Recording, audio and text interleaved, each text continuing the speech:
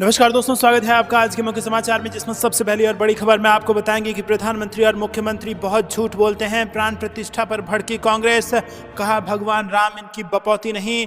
दूसरी खबर में जिक्र होगा कि शंकराचार्य निश्चलानंद ने किया अयोध्या नहीं जाने का ऐलान, कहा क्या मैं वहां जाकर तालियां बजा बजा कर जय जयकार करूंगा। इसी के साथ तीसरी खबर में जिक्र होगा कि खुलेआम गुंडागर्दी चल रही है, किसी को भी पकड़कर जेल में डाल दो। बीजेपी पर जमकर बरसे केजरीवाल, बड़ी बातें आपको बताएंगे।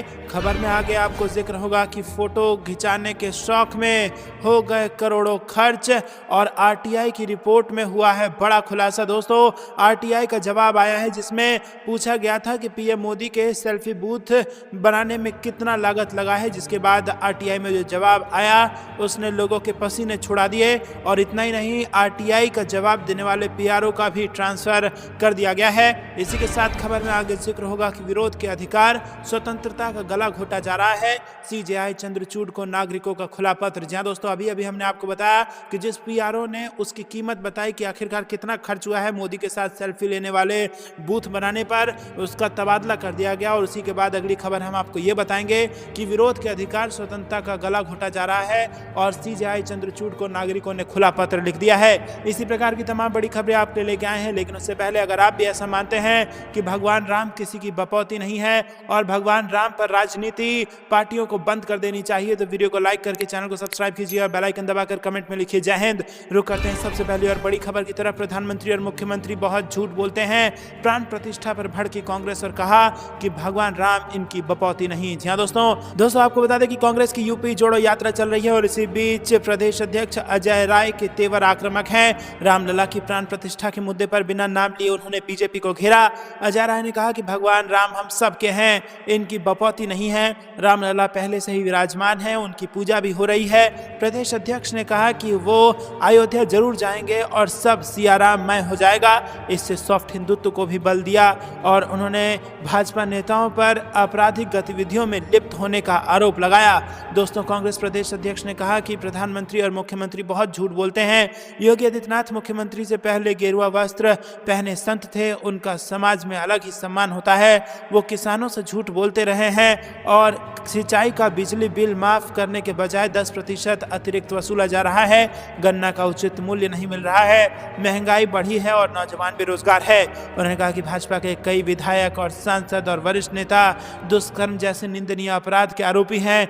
भाजपा सरकार में अपराध भी बढ़ गए हैं, रक्षक ही भक्षक हो गए हैं। ऐसे बड़े बयान आक्रामक तेवर के साथ दिया है अजय राय ने। आपको क्या कुछ लगता है दोस्तों, कमेंट में जरूर बताइए और हमें बताइए कि क्या भगवान राम सबके हैं या किसी पार्टी की बपौती हैं। कमेंट में जरूर बताइएगा और वीडियो को लाइक करके समर्थन जरूर दर्ज कराइएगा। रुक करते हैं अगली ब्रेकिंग न्यूज की तरफ। भाजपा को शंकराचार्य निश्चलानंद ने भी फटकारा और अयोध्या नहीं जाने का किया ऐलान, कहा क्या मैं वहां जाकर तालियां बजाकर जय जयकार करूंगा। जी हाँ दोस्तों, आपको बता दें कि 22 जनवरी को अयोध्या में रामलला की प्राण प्रतिष्ठा होनी है, जिसे लेकर जोर शोर से तैयारियां की जा रही है और इस कार्यक्रम को भव्य बनाने के लिए उत्तर प्रदेश सरकार और अयोध्या प्रशासन जुटा हुआ है। राम मंदिर का प्रथम तल बनकर तैयार हो गया है, लेकिन इसी बीच आपको बता दें कि शंकराचार्य निश्चलानंद इस वक्त नाराज चल रहे हैं। उन्होंने बड़ा बयान दे दिया है। जी हाँ दोस्तों, आपको बता दें कि यहाँ पर उन्होंने बुधवार को बड़ा बयान देते हुए कहा कि 22 जनवरी 2024 को होने वाले प्राण प्रतिष्ठा अनुष्ठान में शामिल होने के लिए वो अयोध्या नहीं जाएंगे। रतलाम में त्रिवेणी तट पर हिंदू जागरण सम्मेलन को संबोधित करने आए शंकराचार्य निश्चलानंद ने मीडिया से चर्चा में कहा कि मोदी जी लोकार्पण करेंगे, प्रतिमा को स्पर्श करेंगे तो मैं वहां तालियां बजाकर जय जयकार करूंगा। क्या मेरे पद की भी मर्यादा है? राम मंदिर में प्रतिमा की प्राण प्रतिष्ठा शास्त्रों के अनुसार होनी चाहिए, ऐसे आयोजन में मैं क्यों जाऊं? राम मंदिर ट्रस्ट की तरफ से प्राप्त हुए निमंत्रण के बारे में शंकराचार्य स्वामी निश्चलानंद सरस्वती ने कहा कि मुझे जो आमंत्रण प्राप्त हुआ है उसमें लिखा है कि आप और आपके साथ सिर्फ एक व्यक्ति आयोजन में आ सकता है। इसके अतिरिक्त हमसे किसी प्रकार का अब तक संपर्क नहीं किया गया है, जिस वजह से मैं आयोजन में नहीं जाऊंगा। तो दोस्तों, आपको बता दें कि यहाँ पर उन्होंने दो टूक कहा है कि मोदी जी लोकार्पण करेंगे, मोदी जी प्रतिमा को स्पर्श करेंगे तो मैं वहां तालियां बजाने नहीं जाऊंगा। ये धार्मिक कार्य है और शास्त्रों के हिसाब से होना चाहिए। प्राण प्रतिष्ठा एकदम शास्त्रों के हिसाब से होना चाहिए, ये कोई पॉलिटिकल काम नहीं है। यहाँ पर उन्होंने जबरदस्त बयान देकर के भाजपा में हड़कंप मचा दिया है। उन्होंने कहा कि राम मंदिर पर जिस प्रकार की राजनीति हो रही है वो नहीं होनी चाहिए। इस वक्त राजनीति में कुछ सही नहीं है। पुरी के शंकराचार्य ने धर्म स्थलों पर बनाए जा रहे कॉरिडोर की भी आलोचना की। स्वामी निश्चलानंद सरस्वती ने कहा कि आज सभी प्रमुख धर्म स्थलों को पर्यटन स्थल बनाया जा रहा है। इस प्रकार इन्हें भोग विलासिता की चीजों से जोड़ा जा रहा है, जो ठीक नहीं है। उन्होंने यह भी कहा कि दुनिया में चाहे जिस भी धर्म के लोग हों, उन सभी के पूर्वज हिंदू थे। बता दें कि निश्चलानंद सरस्वती पुरी के पूर्व मान्य श्री गोवर्धन पीठ के वर्तमान 145वें जगत गुरु शंकराचार्य हैं। स्वामी निश्चलानंद सरस्वती का जन्म 1943 में बिहार के मधुबनी जिले में हुआ था और वो दरभंगा के महाराजा के राज पंडित के पुत्र हैं। तो दोस्तों यहाँ पर आपको बता दें कि बड़ा बयान देकर के बीजेपी में हड़कंप मचा दिया है स्वामी निश्चलानंद स्वामी ने, और उन्होंने यहाँ पर कहा है कि अगर प्रधानमंत्री मोदी प्राण प्रतिष्ठा करेंगे, यानी कि अगर शास्त्रों के हिसाब से प्रतिष्ठा नहीं होगा तो मैं उसमें ताली बजाने के लिए नहीं जाऊंगा। दोस्तों आपको क्या कुछ लगता है, क्या वाकई में इसको पॉलिटिकल इवेंट बनाया जा रहा है और जो धार्मिक मामला है उसको राजनीतिक मामला, उस पर राजनीति हो रही है? कमेंट में अपनी राय जरूर बताइए। वीडियो को लाइक करके समर्थन जरूर दर्ज कराइएगा। रुक करते हैं ब्रेकिंग न्यूज की तरफ। खुलेआम गुंडागर्दी चल रही है, किसी को भी पकड़कर जेल में डाल दो, बीजेपी पर जमकर बरसे केजरीवाल और कह दी बड़ी बात। जी हां दोस्तों, आपको बता दें कि आबकारी नीति मामले में ईडी के 3 समन के बाद भी जांच एजेंसी के सामने पेश न होने के बाद दिल्ली के सीएम अरविंद केजरीवाल ने गुरुवार को प्रेस कॉन्फ्रेंस कर अपनी बात रखी। इस दौरान उन्होंने कहा कि शराब घोटाला पिछले 2 साल, ये शब्द आपने कई बार सुना होगा। 2 साल की बीजेपी की सारी एजेंसियां कई रेड मार चुकी है, कई लोगों को गिरफ्तार कर चुकी है, लेकिन अभी तक एक भी पैसे का हेर फेर कहीं नहीं मिला। आप संयोजक ने कहा कि कहीं से एक भी पैसा नहीं मिला। अगर भ्रष्टाचार वाकई हुआ है तो इतने पैसे आखिर गए कहां? क्या सारा पैसा हवा में गायब हो गया? किसी तरह का कोई भ्रष्टाचार नहीं हुआ। अगर होता तो पैसा भी मिलता। ऐसे फर्जी केस में आपके कई नेताओं को इन्होंने अभी तक जेल में रखा हुआ है, किसी के खिलाफ कोई सबूत नहीं है, कुछ साबित नहीं हो रहा है। अरविंद केजरीवाल ने आगे कहा कि खुलेआम गुंडागर्दी चल रही है, किसी को भी पकड़कर जेल में डाल दो। अब बीजेपी मुझे गिरफ्तार करना चाहती है, मेरी सबसे बड़ी ताकत मेरी ईमानदारी है। शराब पुलिस मामले में ईडी के समन पर दिल्ली के सीएम और आम आदमी पार्टी नेता अरविंद केजरीवाल ने कहा कि सच्चाई ये है कि कोई भ्रष्टाचार हुआ ही नहीं था, बीजेपी मुझे गिरफ्तार करना चाहती है, मेरी सबसे बड़ी संपत्ति मेरी ईमानदारी है और वो इसमें सेंध लगाना चाहते हैं। उन्होंने कहा कि मेरे वकीलों ने बताया कि मुझे लगता है कि मुझे भेजे गए समन अवैध हैं। बीजेपी का उद्देश्य मेरी जांच करना नहीं है, बल्कि मुझे लोकसभा चुनाव के लिए प्रचार नहीं करने देना है। वो जांच के बहाने मुझे बुलाना चाहते हैं और फिर मुझे गिरफ्तार करना चाहते हैं। रुक करते हैं अगली ब्रेकिंग न्यूज की तरफ, जहां पर आपको बता दें दोस्तों कि बड़ी खबर आ रही है। पीएम मोदी के सेल्फी बूथ की आरटीआई में लागत बताने पर पीआरओ का कर दिया गया है ट्रांसफर। कीमत जानकर छूट जाएंगे आपके पसीने। जी हां दोस्तों, फोटोबाजी का शौक जनता की जेब पर महंगा पड़ रहा है। प्रधानमंत्री मोदी के 3D सेल्फी बूथ और सेल्फी पॉइंट की वास्तविक लागत की जानकारी देने पर एक रेलवे अधिकारी के तबादले का मामला सामने आया है। जानकारी के मुताबिक आरटीआई में बूथ की जानकारी देने पर सेंट्रल रेलवे ने अपने प्रमुख जनसंपर्क अधिकारी शिवराज मानसपुरे का तबादला कर दिया है। उन्हें मानसपुरे का कार्यकाल समाप्त होने से पहले स्थानांतरित कर दिया गया है, जो आमतौर पर 2 साल तक रहता है। भारतीय रेलवे ने कई स्टेशनों पर पीएम मोदी के सेल्फी बूथ लगाए। बता दें कि सेल्फी बूथ को लेकर कांग्रेस समेत विपक्ष निशाने पर है। दोस्तों आपको बता दें कि जानकारी के मुताबिक अमरावती जिले के बडनेरा के सामाजिक कार्यकर्ता अजय बोस ने 5 जोन में आरटीआई आवेदन दायर कर सेल्फी पॉइंट बनाने पर खर्च की गई राशि की जानकारी मांगी थी। वो central railway, western railway, southern railway, northern railway और नॉर्थ वेस्टर्न रेलवे से जुड़ी जानकारी चाहते थे। मानसपुरे 2011 बैच के IRTS अधिकारी हैं। उन्होंने मई में CPRO का पदभार संभाला था। उन्हें बिना कोई कारण बताए 29 दिसंबर को मुंबई मुख्यालय से ट्रांसफर कर दिया गया था। दोस्तों आपको बता दें कि आरटीआई के मुताबिक सेंट्रल रेलवे का कहना है कि 5 डिवीजन यानी नागपुर, मुंबई, पुणे, भूसावला और सोलापुर में 30 स्टेशनों पर अस्थायी और 20 स्टेशनों पर स्थायी सेल्फी बूथ लगाए गए हैं। क्लास ए स्टेशन पर प्रत्येक स्थायी बूथ की लागत 1,25,000 रुपए थी, जबकि क्लास सी स्टेशन पर स्थायी बूथ की लागत 6,25,000 रुपए थी। बोस का कहना है कि मध्य रेलवे की ओर से जानकारी उप महाप्रबंधक अभय मिश्रा द्वारा प्रदान की गई है। तो दोस्तों यहाँ पर लाखों रुपए का खर्च सिर्फ फोटो खींचने के लिए कर दिया गया है और इससे जनता की जेब पर जबरदस्त असर पड़ा है, भले ही किसी पार्टी का प्रचार बखूबी हो गया हो। आपको क्या कुछ लगता है? लगता है कमेंट में जरूर बताइए। वीडियो को अभी तक लाइक नहीं किया तो लाइक जरूर कीजिएगा। रुक करते हैं अगली ब्रेकिंग न्यूज की तरफ। विरोध के अधिकार स्वतंत्रता का गला घोटा जा रहा है, सीजेआई चंद्रचूड़ को नागरिकों का खुला पत्र। जी हां दोस्तों, नागरिक अधिकार कार्यकर्ता और संगठन के एक महत्वपूर्ण समूह ने मंगलवार 2 जनवरी को भारत के मुख्य न्यायाधीश डीवाई चंद्रचूड़ को एक खुला पत्र लिखा। इन संगठनों ने पुलिस द्वारा अभिव्यक्ति की स्वतंत्रता, शांतिपूर्ण विरोध प्रदर्शन और रैलियों के कथित दमन का आरोप लगाया। इसमें कहा गया है कि इस दमन से देश में लोकतांत्रिक असहमति का गला घोट दिया गया है। पत्र में आरोप लगाया गया है कि शांतिपूर्ण विरोध प्रदर्शन के बदले में पुलिस और अन्य सरकारी एजेंसियों द्वारा फर्जी मुठभेड़ की गई, अपहरण किए गए और प्रदर्शनकारियों के घरों को ध्वस्त कर दिया गया। पत्र में कहा गया है कि यहां तक कि जब देश के कुछ सबसे अधिक उत्पीड़ित और शोषित वर्ग उड़ीसा, छत्तीसगढ़, मध्य प्रदेश, महाराष्ट्र आदि के आदिवासी लोग खनन से होने वाले विस्थापित और अपनी भूमि की तेजी से सैन्यीकरण के खिलाफ लंबे समय तक शांतिपूर्ण जन आंदोलन में लगे थे और अपने लोकतांत्रिक अधिकारों का प्रयोग करने, निष्पक्ष ग्राम सभा की मांग करने और अनुसूचित क्षेत्रों में पंचायत विस्तार अधिनियम 1996 के कार्यान्वयन की मांग कर रहे थे, तब उन्हें फर्जी मुठभेड़ों, अपहरणों और उनके घरों को उखाड़ जाने का सामना करना पड़ा था। दोस्तों, आपको बता दें कि यहाँ पर लोकतंत्र का गला घोटा जा रहा है, ऐसी बात सीजेआई डीवाई चंद्रचूड़ को लिख करके पत्र में कही गई है। आपको क्या कुछ लगता है कमेंट में जरूर बताइएगा। रुक करते हैं ब्रेकिंग न्यूज़ की तरफ। ट्रक ड्राइवरों के समर्थन में आई प्रियंका गांधी, सरकार पर साधा निशाना। जी हाँ दोस्तों, केंद्र सरकार द्वारा बनाए गए नए हिट एंड रन कानून के खिलाफ ट्रक ड्राइवरों के विरोध पर कांग्रेस की राष्ट्रीय महासचिव प्रियंका गांधी ने बड़ा बयान दिया। इसके साथ ही उन्होंने मोदी सरकार पर भी जमकर निशाना साधा। प्रियंका गांधी ने पूछा कि ये सरकार हमेशा जनता के ही खिलाफ कानून क्यों बनाती है। इसके साथ ही उन्होंने कहा कि सत्ता में बैठे लोगों को ये नहीं भूलना चाहिए कि लोकतंत्र सबकी राय और भागीदारी से चलता है। हिट एंड रन मामले पर नए कानून के खिलाफ ट्रक ड्राइवरों के विरोध पर प्रियंका गांधी ने अपने ट्वीट में लिखा कि नया मोटर वाहन अधिनियम आने के बाद देखने में आ रहा है कि देश भर के ड्राइवर सड़क पर उतर आए हैं। आखिर नए कानून में ऐसा क्या है, इसके खिलाफ पूरे देश के ट्रांसपोर्टर हड़ताल पर हैं। पेट्रोल पंप और गैस स्टेशनों पर भीड़ उमड़ी हुई है। सब्जियों, रोजमर्रा के सामान और उपभोक्ता वस्तुओं की सप्लाई चेन टूटने का खतरा बताया जा रहा है। मनमाने और एक तरफा फैसले लेना क्या इस सरकार की आदत बन गई है या ये किसी एक खास मानसिकता का परिचय है।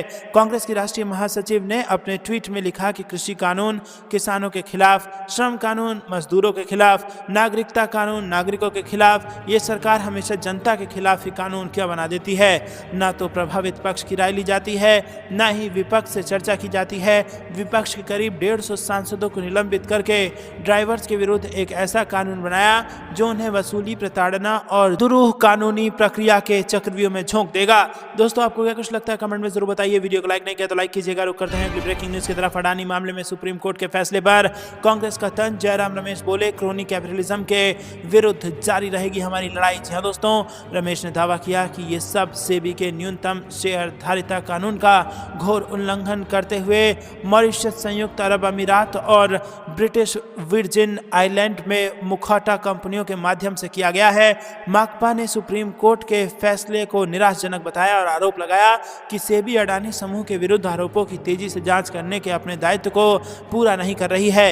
रुक करते हैं अगली ब्रेकिंग न्यूज की तरफ। कांग्रेस राष्ट्रीय गठन समिति की बैठक में शामिल हुए राहुल गांधी, सोनिया गांधी समेत कई नेता और कई मुद्दों पर हुई चर्चा। जी हाँ दोस्तों, कांग्रेस की राष्ट्रीय गठबंधन समिति की गुरुवार को बैठक हुई और इस दौरान आगामी लोकसभा चुनाव को लेकर पार्टी की रणनीति, सीटों के बंटवारे और भारत न्याय यात्रा की तैयारियों पर भी चर्चा हुई। रुक करते हैं अगली ब्रेकिंग न्यूज की तरफ। महाविकास अघाड़ी का सीट बंटवारे का फार्मूला तैयार। नाना पटोले बोले, महाराष्ट्र में जीतेंगे लोकसभा की कई सीटें। जी हाँ दोस्तों, कांग्रेस की महाराष्ट्र इकाई के अध्यक्ष नाना पटोले ने बुधवार को विश्वास जताया कि आगामी लोकसभा चुनाव में महाविकास अघाड़ी गठबंधन राज्य की कुल 38 लोकसभा सीटों में से 40 से 41 सीटों पर जीत दर्ज करेगा। पटोले ने यहां एक संवाददाता सम्मेलन को संबोधित करते हुए कहा कि महाविकास अघाड़ी का सीट बंटवारे का फार्मूला तैयार है और उसे लेकर 3 घटक दलों के बीच कोई विवाद नहीं है। महाविकास अघाड़ी गठबंधन में शिवसेना, शरद पवार के नेतृत्व वाली राष्ट्रवादी कांग्रेस पार्टी और कांग्रेस शामिल है। प्रदेश कांग्रेस अध्यक्ष ने कहा कि जल्द ही सीट बंटवारे को लेकर फैसले की घोषणा कर दी जाएगी। हमारा आपस में कोई विवाद नहीं है। असली विवाद महायुति यानी कि बीजेपी, एकनाथ शिंदे के नेतृत्व वाली शिवसेना शिवसेना और अजीत पवार के खेमे की एनसीपी का सत्तारूढ़ गठबंधन में चल रहा है वो 45 से 48 सीटें जीतने का दावा कर रहे हैं। उन्होंने कहा कि लेकिन मैं कह सकता हूं कि 2024 के चुनाव के बाद महाराष्ट्र में महाविकास अघाड़ी के अधिकतम सांसद होंगे और हाल के सर्वेक्षणों से पता चलता है कि अधिकतम सीटें एमवीए को मिलेगी। एमवीए आगामी लोकसभा चुनाव में 40 से 41 सीटें जीतेगा। रुक करते हैं अगली ब्रेकिंग न्यूज की तरफ। प्रधानमंत्री मोदी से मुलाकात कर लें अरविंद केजरीवाल और हेमंत सोरेन, बोले संजय राउत। जी हाँ दोस्तों, अरविंद केजरीवाल और हेमंत सोरेन के खिलाफ ईडी की कार्रवाई पर शिवसेना उद्धव गुट के नेता संजय राउत ने कहा कि इंडिया गठबंधन के जो नेता हैं उनके ऊपर दबाव डालने का काम चल रहा है, नेताओं को प्रताड़ित किया जा रहा है, बीजेपी में शामिल होने पर सभी नेता धुल जाएंगे। रुक करते हैं अगली ब्रेकिंग न्यूज की तरफ। भाजपा सरकार डबल दबाव में फंस गई, अखिलेश यादव का बयान। जी हाँ दोस्तों, हिट एंड रन कानून को वापस लेने के बाद सपा प्रमुख अखिलेश यादव के निशाने पर भाजपा सरकार आ गई है। समाजवादी पार्टी के राष्ट्रीय अध्यक्ष और उत्तर प्रदेश के पूर्व मुख्यमंत्री अखिलेश यादव ने कहा है कि केंद्र सरकार और राज्य की योगी सरकार पर हमला बोलते हुए उन्होंने सोशल मीडिया साइट एक्स पर लिखा कि आजकल तथाकथित डबल इंजन की भाजपा सरकार दरअसल डबल दबाव में फंसी सरकार बन गई है। केंद्र सरकार द्वारा बीते महीने संसद के शीतकालीन सत्र में नए दंड कानून पास करने के बाद 1 जनवरी 2024 से देश भर में ट्रक और बसों की हड़ताल शुरू हो गई। ट्रक और बस संचालकों का दावा है कि नए दंड कानून में हिट एंड रन से संबंधित प्रावधान विवादित है और उन्हें उचित तरीके से ठीक किया जाना चाहिए। रुक करते हैं ब्रेकिंग न्यूज की तरफ। कांग्रेस की आत्मा हिंदू, उद्धव की शिवसेना का दावा। राजीव गांधी भी राम मंदिर का निर्माण चाहते थे। जी हाँ दोस्तों, यहाँ पर राम मंदिर निर्माण के बाद अब जल्द ही मंदिर में प्राण प्रतिष्ठा कार्यक्रम का आयोजन होगा। ऐसे में जब पूरा देश राममय हो रहा है तो राजनीतिक पार्टियां भी इसको स्पष्ट कर रही हैं कि भगवान राम किसी पार्टी की बपौती नहीं है, भगवान राम हम सब के हैं। कांग्रेस अपने धर्मनिरपेक्ष स्टैंड के चलते कहीं ना कहीं असमंजस में दिख रही है। और आपको बता दें कि अब बड़ा दावा कांग्रेस के ही गठबंधन के जो घटक दल हैं जैसे कि शिवसेना, यूबीटी, उन्होंने अपनी सहयोगी पार्टी कांग्रेस के बचाव में उतरकर बड़ा बयान दिया और कहा कि कांग्रेस पार्टी की आत्मा हिंदू है और पार्टी के नेताओं को राम मंदिर के प्राण प्रतिष्ठा कार्यक्रम में जाना चाहिए। राजीव गांधी भी राम मंदिर बनवाना चाहते थे। तो दोस्तों, यहाँ पर आपको बता दें कि 2-2 कांग्रेस द्वारा कहा गया है कि भगवान राम किसी पार्टी की बपौती नहीं है, वो हम सब के हैं। रुक करते हैं अगली ब्रेकिंग न्यूज की तरफ। लोकसभा चुनाव से पहले सीएम जगन मोहन रेड्डी को झटका, बहन चली कांग्रेस की राह पर, पार्टी का कांग्रेस में विलय। जी हाँ दोस्तों, यहाँ पर लोकसभा चुनाव 2024 के पास आते नेताओं का दल बदलने की प्रथा शुरू हो चुकी है। आम चुनाव से पहले आंध्र प्रदेश की प्रमुख सत्ताधारी दल वाईएसआर को एक प्रकार से बड़ा झटका मिला। आंध्र प्रदेश के मुख्यमंत्री जगन मोहन रेड्डी की बहन और वाईएसआर तेलंगाना पार्टी प्रमुख वाईएस शर्मिला ने अपनी पार्टी को कांग्रेस में विलय कर लिया है। वाईएसआरटीपी प्रमुख का ये महत्वपूर्ण कदम कांग्रेस पार्टी द्वारा तेलंगाना विधानसभा चुनाव जीतने के कुछ दिनों बाद आया है। रुक करते हैं अगली ब्रेकिंग न्यूज की तरफ। 6000 पेंशन, 500 में सिलेंडर और 300 यूनिट बिजली बिल फ्री। हरियाणा कांग्रेस ने लोकसभा चुनाव से पहले यहां पर कर दी विधानसभा चुनाव की तैयारी और हुड्डा ने लगा दी वादों की झड़ी। जी हाँ दोस्तों, आपको बता दें कि इस साल के आखिर में हरियाणा विधानसभा चुनाव के लिए मतदान होना है। यहाँ एक तरफ बीजेपी की मनोहर लाल खट्टर सरकार पर कुर्सी बचाए रखने का दबाव है तो दूसरी तरफ कांग्रेस ने बीजेपी के इस किले को भेदने की तैयारी अभी से शुरू कर दी है। मंगलवार को नूंह में कांग्रेस के जिला कर्तव्य सम्मेलन में हरियाणा के पूर्व मुख्यमंत्री भूपेंद्र सिंह हुड्डा ने घर घर कांग्रेस अभियान की घोषणा की। माना जा रहा है कि ये एक ऐसा अभियान होगा जिसके जरिए कांग्रेस अपने वादों को हर घर तक पहुंचाने का प्रयास करेगी। जिला कर्तव्य सम्मेलन में कई मुद्दों पर बोलते हुए पूर्व मुख्यमंत्री भूपेंद्र सिंह हुड्डा ने कहा कि अगर कांग्रेस सत्ता में आती है तो वो वृद्धावस्था पेंशन के लिए 6000 रुपए की रकम तय करेगी। फिलहाल हरियाणा सरकार 17 लाख लाभार्थियों को 5538 रुपए वितरित करती है। दोस्तों, रुक करते हैं अगली ब्रेकिंग न्यूज की तरफ। दिग्विजय सिंह ने ईवीएम पर उठाए सवाल। जी हाँ दोस्तों, आपको बता दें कि इंदौर पहुंचे पूर्व मुख्यमंत्री दिग्विजय सिंह ने एक बार फिर ईवीएम की कार्यप्रणाली पर प्रश्न उठाया है। रेसिडेंसी कोठी में पत्रकारों से चर्चा के दौरान पूर्व सीएम दिग्विजय सिंह ने कहा कि मैंने खुद देखा है कि कैसे मशीन को मैनिपुलेट करके उसमें प्रोग्राम फिट किया जाता है, इसलिए हम चाहते हैं मशीनों को हम खुद ऑपरेट करके देखें और ये हमारा अधिकार भी है, बल्कि हर भारतीय का अधिकार है कि वो देखे सके कि उसके द्वारा दिया गया वोट किसे जा रहा है। उन्होंने कहा कि मतदान के दौरान हमको 7 सेकंड के लिए पर्ची दिखने के बजाय वो पर्ची हाथ में दे दी जाए ताकि हम उसको देखकर पेटी में डाल सकें। इंदौर पहुंचे पूर्व सीएम दिग्विजय सिंह रेजिडेंसी कोठी पर कांग्रेस नेताओं से मुलाकात कर रहे थे। रुक आते हैं अगली ब्रेकिंग न्यूज की तरफ। दिग्विजय सिंह बोले भाजपा को पहले पता चल जाता है कितनी सीटें मिली, वीवीपैट से कराएं काउंटिंग। जी हां दोस्तों, दिग्विजय सिंह ने ईवीएम से वोटिंग की विश्वसनीयता पर फिर से सवाल उठाया और कहा है कि मतदान के बाद पर्ची देखने का नागरिकों को भी अधिकार है, पर्ची से ही करवाएं काउंटिंग। रुक आते हैं अगली ब्रेकिंग न्यूज की तरफ। भगवान को पीएम मोदी की जरूरत नहीं, राम मंदिर पर डिप्टी सीएम तेजस्वी यादव का बड़ा बयान। जी हां दोस्तों, बिहार के उप मुख्यमंत्री तेजस्वी यादव ने अयोध्या में 22 जनवरी 2024 को होने वाले प्राण प्रतिष्ठा समारोह को लेकर प्रधानमंत्री नरेंद्र मोदी पर निशाना साधा। तेजस्वी यादव ने आरोप लगाते हुए कहा कि बीजेपी राम मंदिर के बहाने अपनी और पीएम मोदी की मार्केटिंग कर रही है। भगवान को पीएम मोदी की कोई जरूरत नहीं है। भगवान राम चाहते तो वो खुद हर जगह अपना महल बनवा लेते, लेकिन मोदी जी इस तरह से दिखा रहे हैं कि उन्होंने भगवान राम को घर दे दिया है, मंदिर बनवा दिया है। ये सब बेकार की बातें हैं। तेजस्वी यादव बुधवार को मधुबनी के झंझारपुर में पूर्व सांसद रामदेव भंडारी की प्रतिमा का अनावरण करने पहुंचे थे। इसी कार्यक्रम में अपने संबोधन के दौरान तेजस्वी यादव ने केंद्र सरकार पर भड़ास निकाली। उन्होंने कहा कि भगवान राम में श्रद्धा होनी चाहिए, नियत साफ होनी चाहिए, लेकिन पीएम मोदी राम मंदिर के बहाने केवल अपनी मार्केटिंग कर रहे हैं। आरजेडी नेता ने कहा कि चुनाव तक हिंदू मुस्लिम मंदिर मस्जिद जैसे मुद्दे आते रहेंगे। वहीं सभा के बाद मीडिया से बात करते हुए तेजस्वी यादव ने कई सवालों का जवाब दिया। सीएए कानून को लेकर एक सवाल के जवाब में तेजस्वी यादव ने कहा कि अभी इस पर क्या कहा जा सकता है। कई बार होता है कि गुब्बारे की तरह किसी चीज को छोड़ दिया जाता है, उसी पर बयानबाजी होती है और होता कुछ नहीं। उन्होंने कहा कि आरजेडी का स्टैंड क्या है ये आप लोगों को पता है। तो दोस्तों, आपको क्या कुछ लगता है कमेंट में जरूर बताइए। वीडियो को अभी तक लाइक नहीं किया तो लाइक जरूर कीजिएगा। ये थी दिन भर की सारी जरूरी और बड़ी खबरें। तक बने रहने के लिए बहुत बहुत धन्यवाद। जय हिंद, जय भारत।